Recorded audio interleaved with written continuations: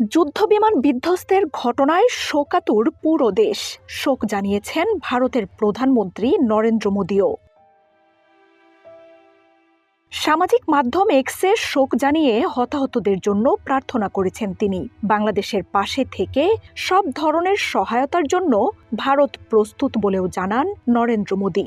বাংলাদেশকে আনুষ্ঠানিক চিঠি দিয়ে হাই কমিশন জানিয়েছে, দুর্ঘটনায় আহতদের চিকিৎসায় প্রয়োজনীয় সহায়তা দিতে প্রস্তুত ভারত।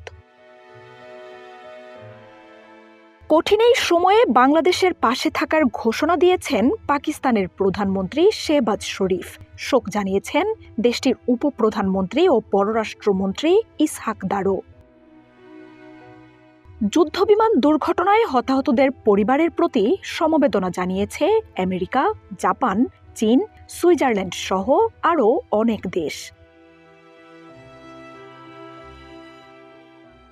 যুদ্ধবিমান দুর্ঘটনার এই খবর উঠে এসেছে আন্তর্জাতিক গণমাধ্যমে।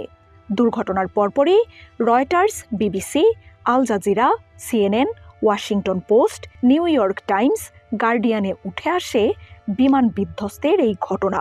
সংবাদ প্রচার হয়েছে এনডিটিভি, আনন্দবাজার সহ ভারতের প্রথম সারির প্রায় সব গণমাধ্যমে। এছাড়াও পাকিস্তান, ফ্রান্স ও মধ্যপ্রাচ্যের গণমাধ্যমগুলোও বাংলাদেশের এই ঘটনায় সংবাদ প্রকাশ করেছে। মার্জিয়া উপমা, ওয়ান নিউজ।